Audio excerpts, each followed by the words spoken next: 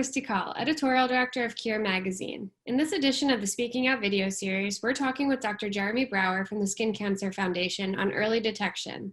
Hi, and welcome. Hi, thank you so much for having me.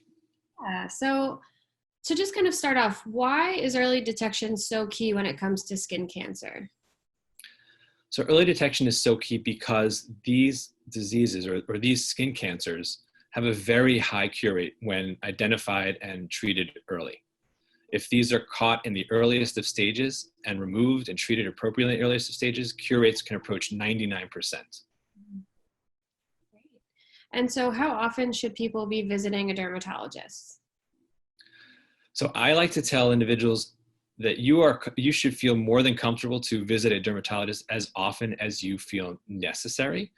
However, specifically for total body skin examinations, or what we call full body skin examination, everyone, I believe, after a certain age should have an annual skin check where you have the dermatologist has the opportunity to evaluate your skin from head to toe, front to back.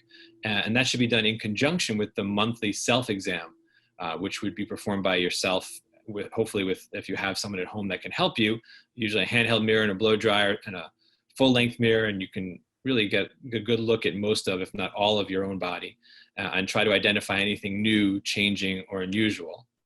But then once you have a diagnosis of skin cancer, specifically non-melanoma skin cancer, I like to have individuals come back for at least twice or a biannual skin check, twice a year. Whereas individuals with melanoma, upon initial diagnosis in the beginning, my preference is to bring them in every 3 to 4 months for the first year, and then we transition over to a twice a year skin check. One caveat to that is if there are individuals with a large number of what we call nevi or moles or funny looking lesions on the skin, or there is a strong family history for conditions like melanoma, that may also cause a dermatologist to increase the frequency from once a year an annual skin check to a twice a year skin check. Okay. And so what are some of the warning signs that are associated with the different types of skin cancer? So there are different types of skin cancer, which we've talked about: basal cell, squamous cell, melanoma. And they do, in general, have different appearances. But I think the more general response or answer to that question is anything on the skin that's new or changing or unusual warrants bringing it to the attention of your dermatologist. In general, basal cell carcinomas, the pearly papule is what we call the buzzword. So looking for pink or translucent bumps on the skin or lesions on the skin. They can be pink, they can be skin color, they can be speckled, because you can actually have what we call pigmented basal cell carcinomas.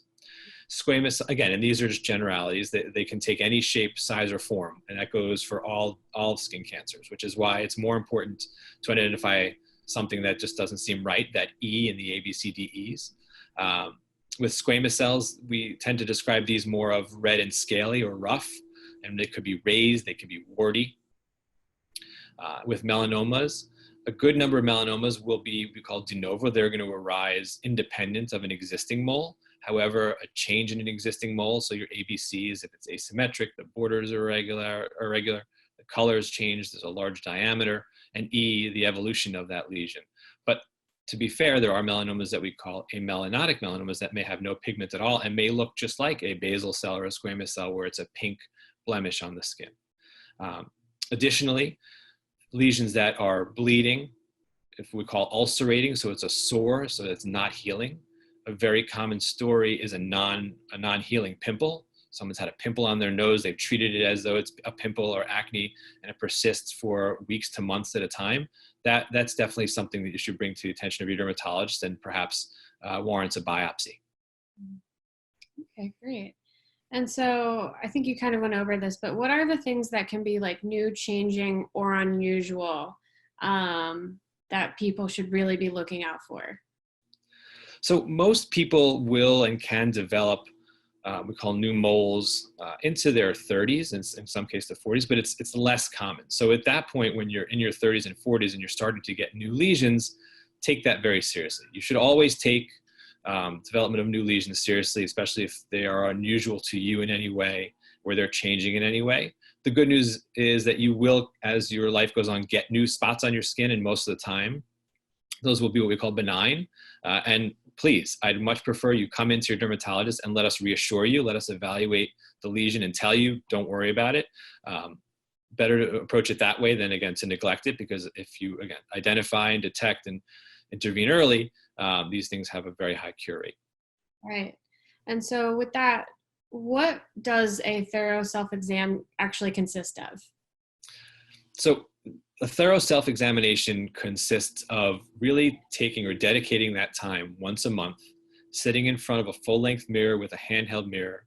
If you have a hair dryer or blower, those are really the only tools you need in your own eyes. And if you have the benefit of a second pair of eyes, again, either in a loved one or a significant other or someone you're comfortable helping to examine you, it's then taking a look from top to bottom. So looking through using that hair blower to look through your scalp, looking in front and behind of your ears, looking on your lips, looking at the tip of your nose, your fingertips, your palms, your soles, looking at the genitalia, really looking at everywhere where you have skin, because the truth of the matter is, wherever there is skin, you can develop skin cancer. And yes, 90% of skin cancer will occur because of the sun and will occur on sun-exposed areas. However, there are absolutely areas where you can develop melanoma and other skin cancers where the sun, as we say, don't shine.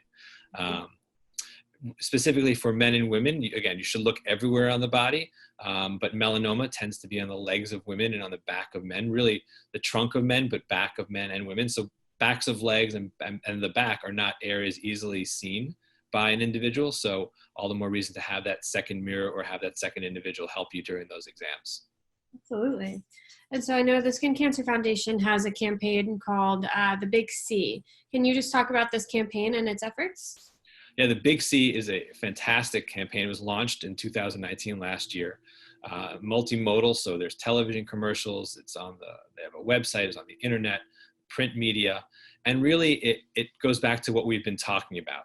We can speak for hours on the individual characteristics of what certain skin cancers look like and how best to detect them and what are worrisome concerns or signs.